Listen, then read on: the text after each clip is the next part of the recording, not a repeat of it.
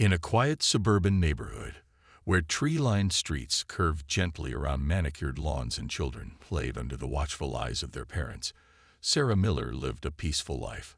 Her home wasn't the biggest or fanciest on the block, but it was cozy, filled with memories of laughter and love.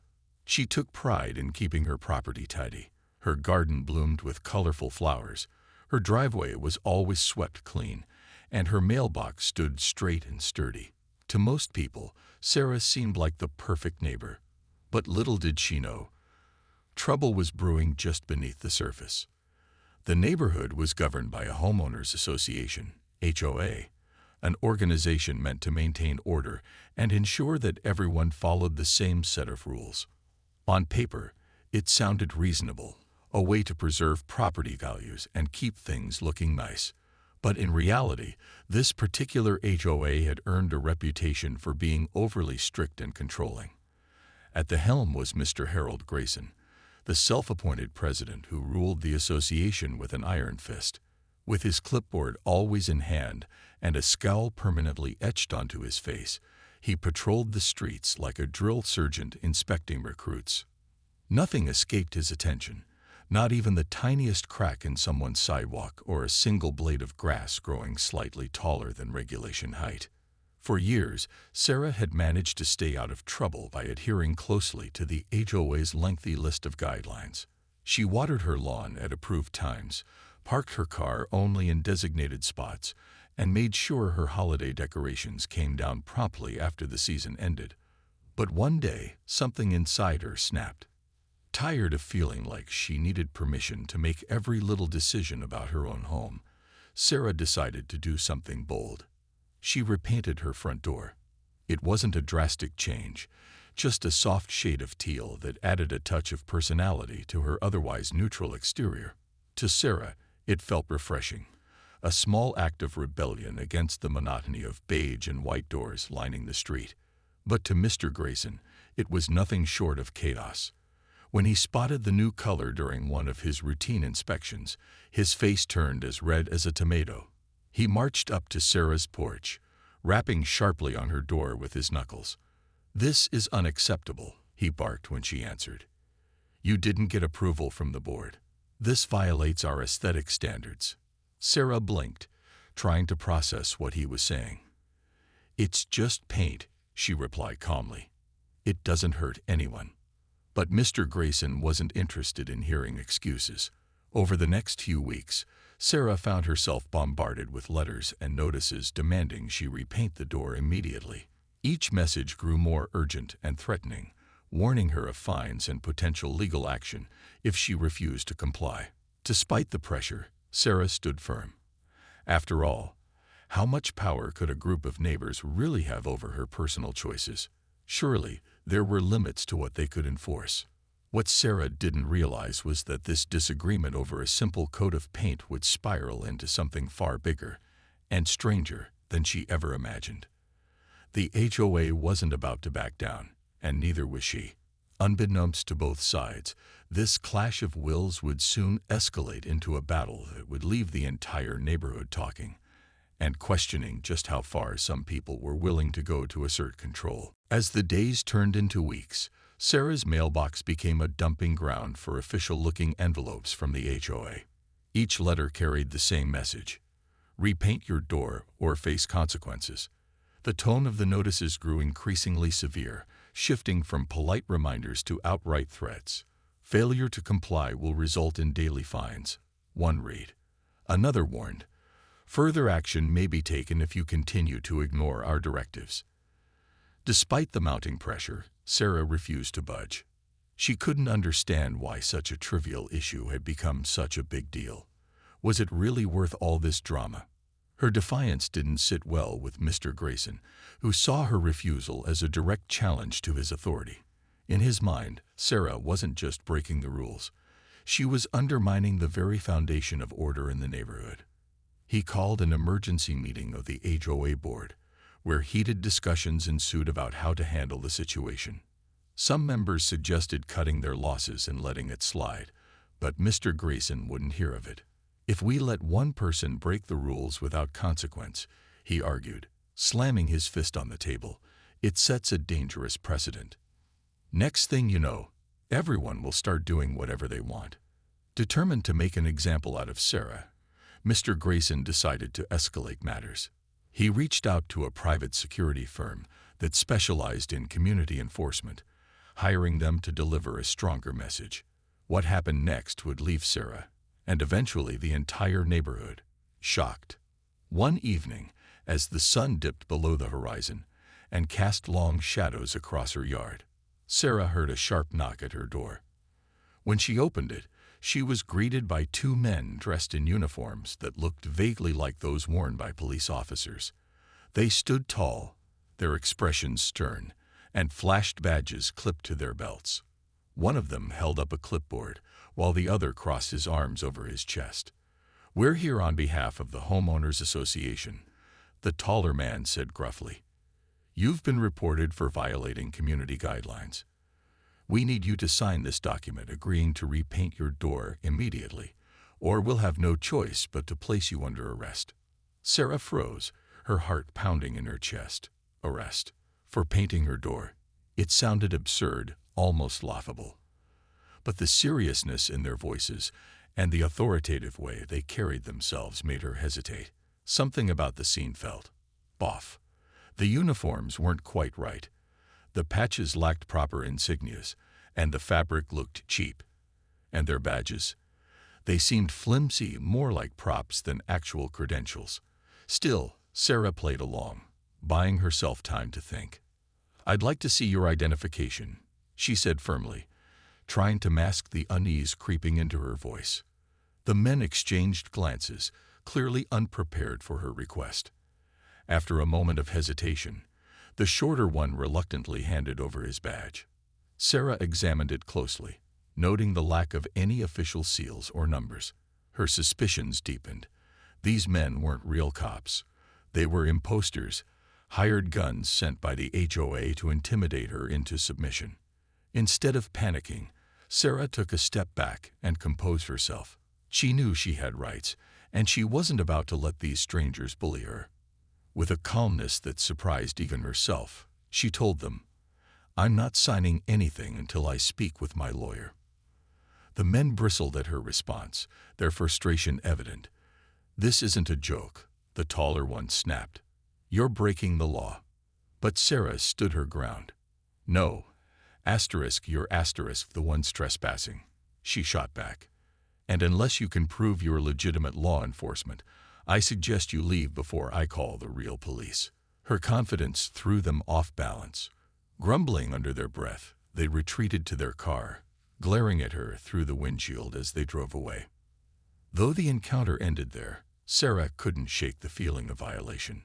Who did these people think they were, showing up at her home and pretending to have power they didn't possess? More importantly, what kind of organization would stoop so low as to send fake cops to harass its own residents? As she locked her door and sat down on the couch, her mind raced with questions. But one thing was certain: this wasn't over. If anything, it was only the beginning. After the unsettling visit from the fake cops, Sarah couldn't sit still. Her mind buzzed with anger and disbelief as she replayed the scene in her head.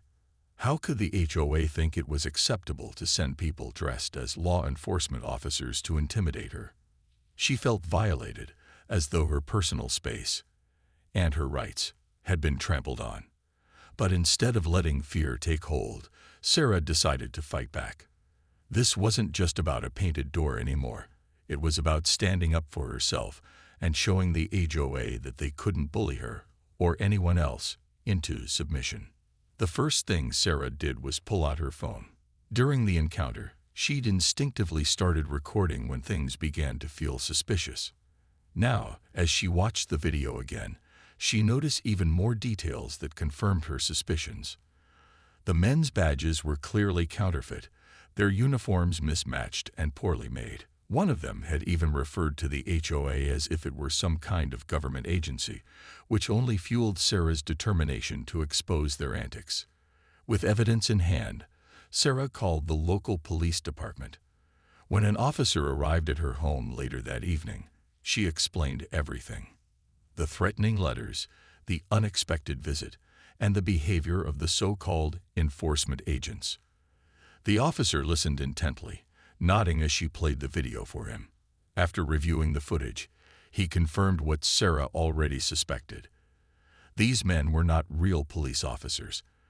In fact, impersonating law enforcement was a serious offense, one that could land someone in legal trouble. Armed with this new information, Sarah filed a formal complaint against the HOA.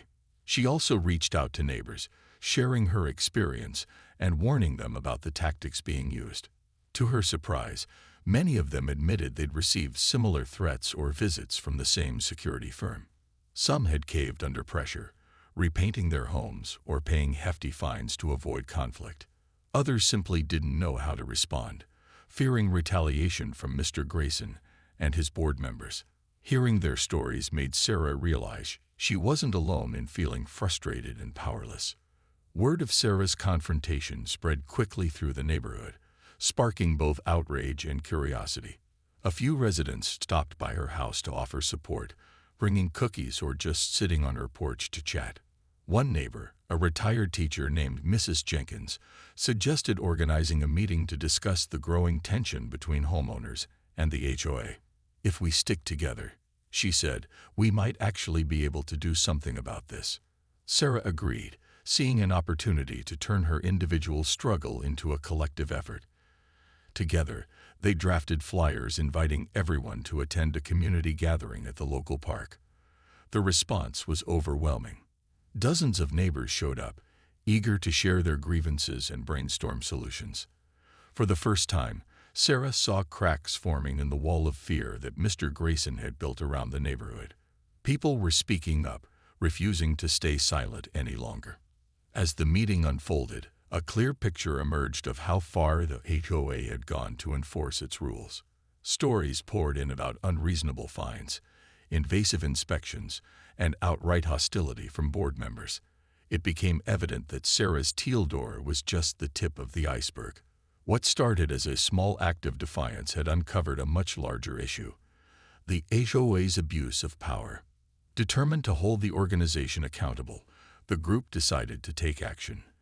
They contacted a lawyer specializing in property disputes, who agreed to help them challenge the HOA's practices.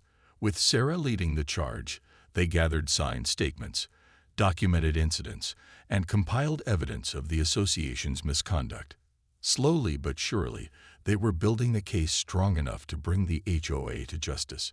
For Sarah, the journey was no longer just about keeping her teal door intact.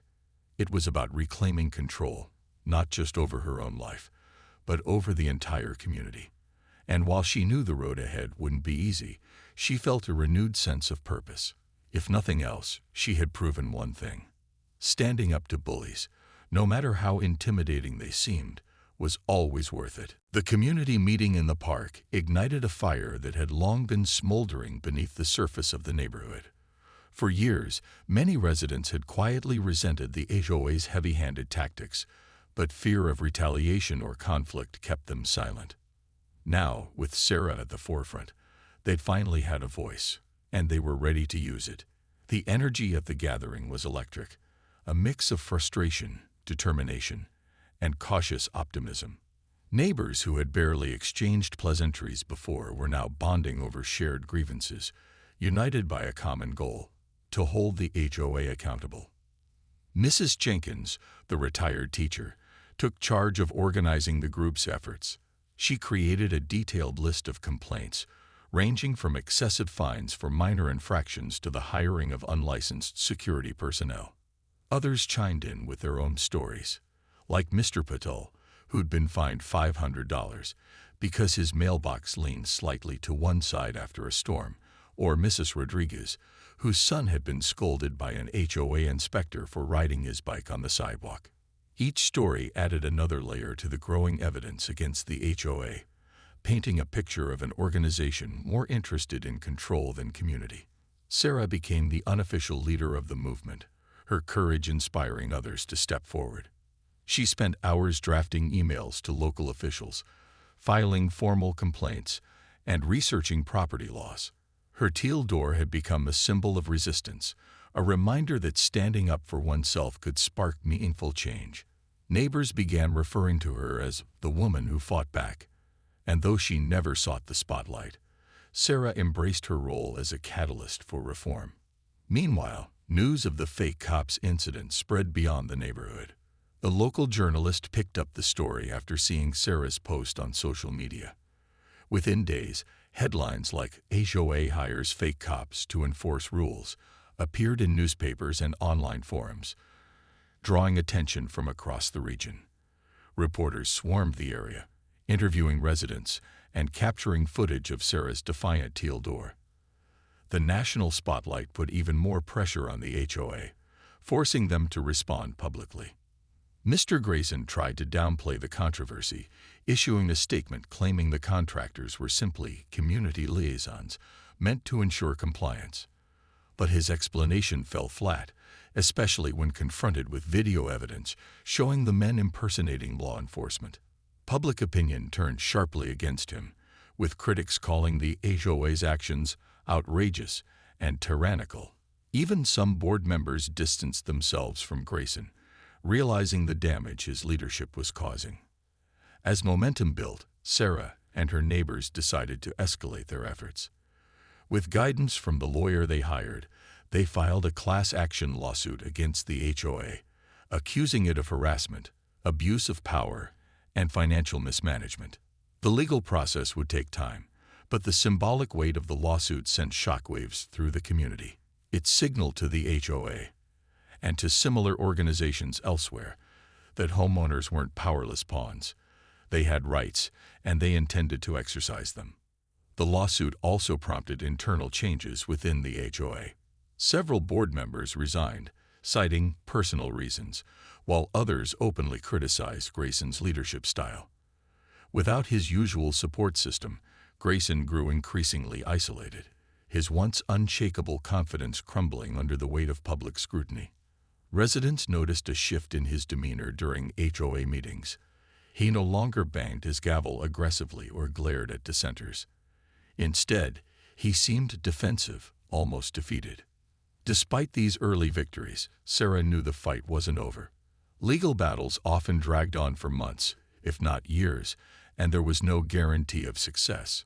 Still, the sense of unity among her neighbors gave her hope.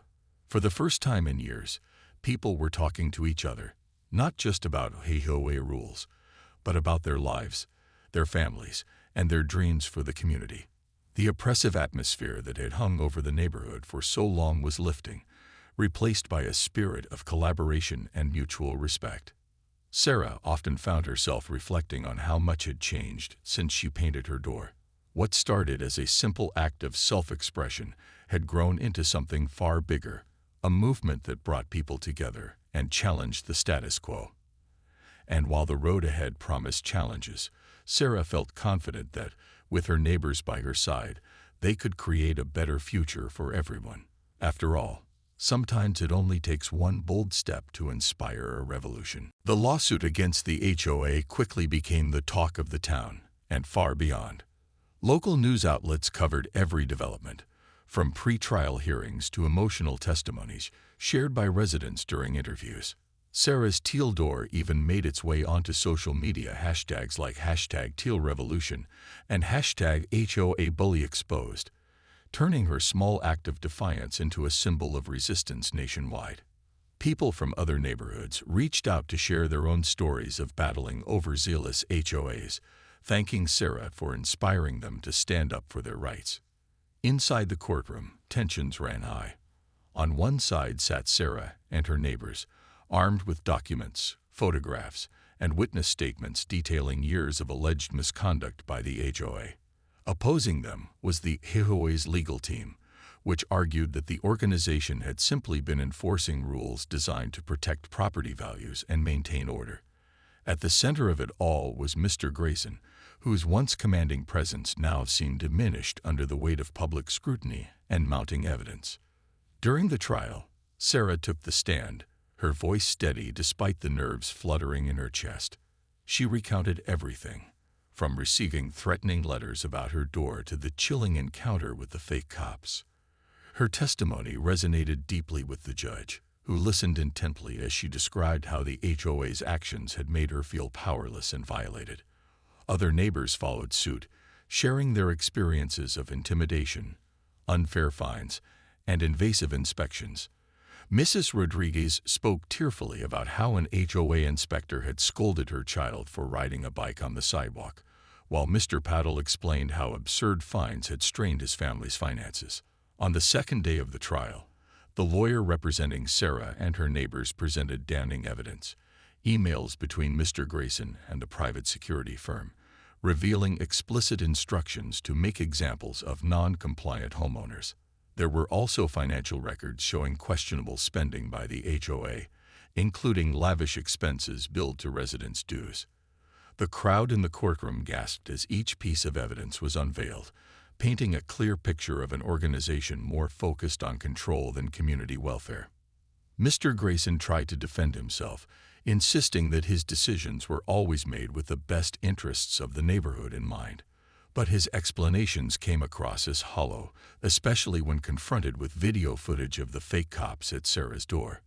Under cross-examination, he struggled to justify hiring unlicensed contractors and misleading residents about their authority. By the end of his testimony, it was clear that the tide had turned decisively against him.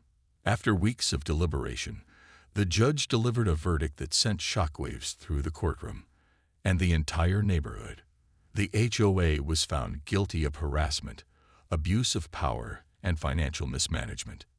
In addition to ordering the association to repay tens of thousands of dollars in unjust fines, the court imposed strict reforms to prevent future abuses. These included mandatory transparency in decision-making, regular audits of HOA funds, and limits on the board's ability to impose penalties without proper justification. For Sarah and her neighbors, the ruling felt like vindication.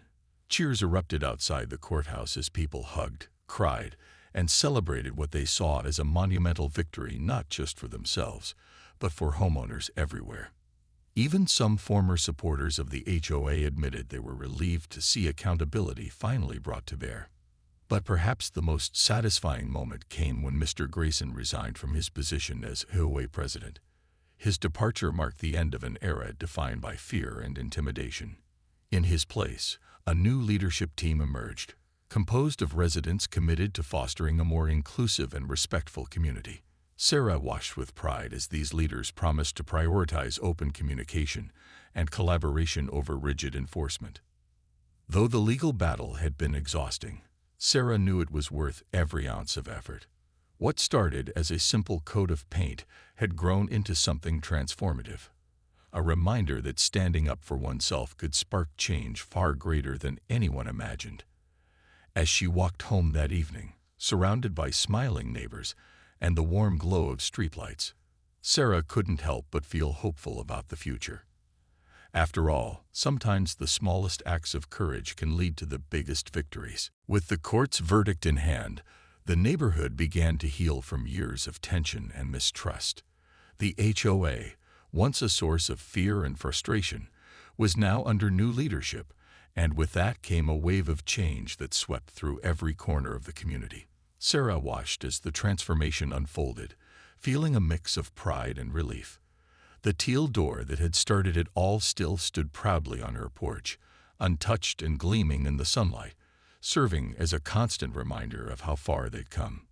The new HOA board members were a stark contrast to their predecessors. They held open meetings where residents could voice their concerns without fear of judgment or retaliation. Gone were the days of rigid fines for minor infractions.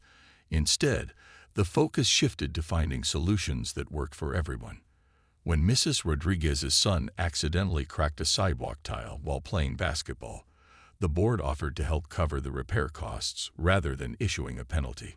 Small gestures like this went a long way in rebuilding trust and fostering goodwill among neighbors. Sarah became an informal advisor to the new board, sharing insights about what had gone wrong under Grayson's leadership and offering suggestions for improvement. Her input was valued not just because of her role in the lawsuit, but also because she genuinely cared about making the neighborhood a better place. She encouraged the board to create a community feedback committee, where residents could collaborate on decisions affecting the area.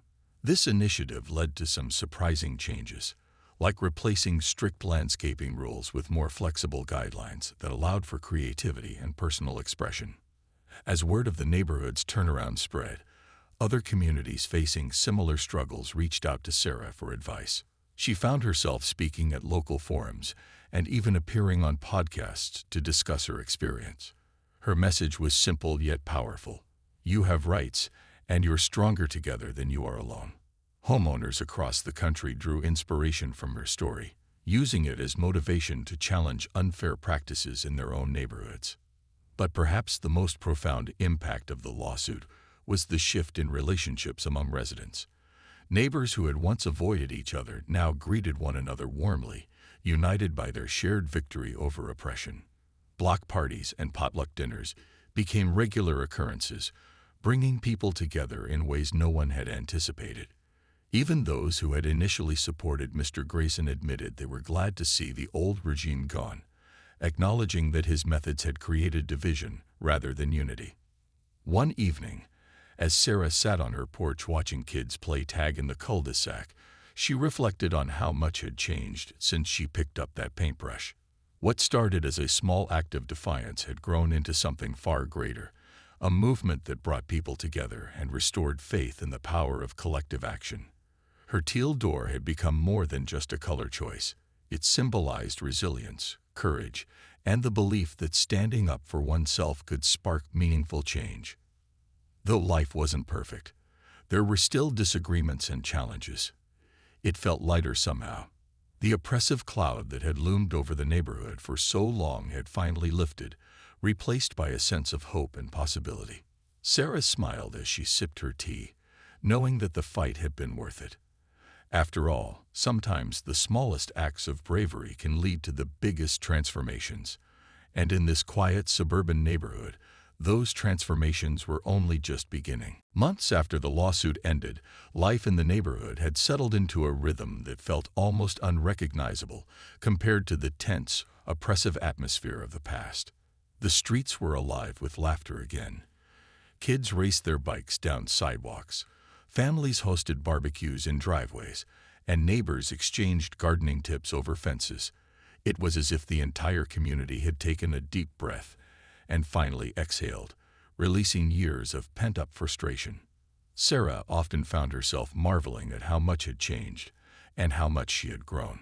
Her teal door remained untouched, standing as a quiet testament to resilience and individuality. What started as a bold statement of self-expression had evolved into something more profound, a symbol of unity and empowerment. Neighbors passing by would sometimes pause to admire it, not because it was particularly striking, but because it represented the moment everything shifted. That door changed our lives, Mrs. Jenkins once joked during a casual chat on Sarah's porch. Maybe we should nominate it for mayor. Sarah laughed at the comment, though she knew there was truth behind it.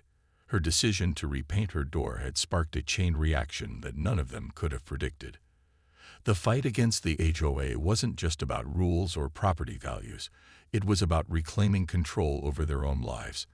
And while the legal battle had been exhausting, the outcome proved that standing up for what's right, even when it feels daunting, can lead to incredible results. Inspired by the changes in her own neighborhood, Sarah continued advocating for homeowners' rights beyond its borders. She joined online forums where people shared stories of battling overbearing HOAs, offering advice and encouragement to those feeling trapped in similar situations. She also began speaking at local events, sharing her journey in hopes of inspiring others to push back against injustice. Her talks weren't fiery speeches meant to incite rebellion. Instead, they focused on practical steps people could take to protect themselves, like documenting interactions with HOAs, seeking legal counsel early, and banding together with fellow residents. The media attention surrounding her case eventually died down, but its ripple effects lingered.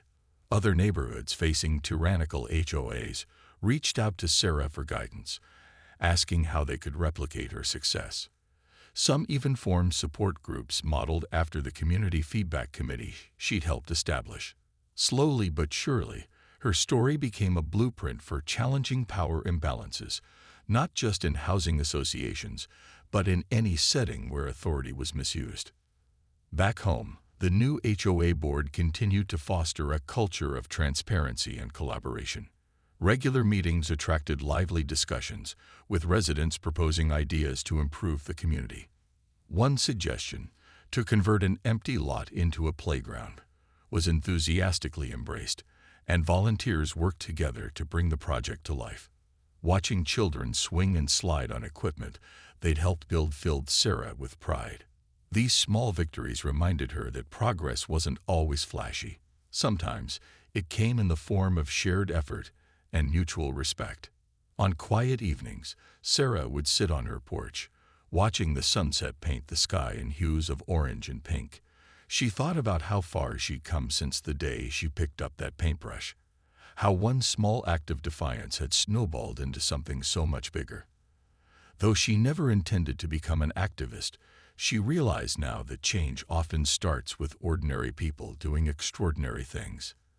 As she looked around at the vibrant, thriving neighborhood she called home, Sarah felt a deep sense of gratitude. For her neighbors, for their collective courage, and for the little teal door that had started it all. Life wasn't perfect, but it was good. And in a world full of challenges, that was enough.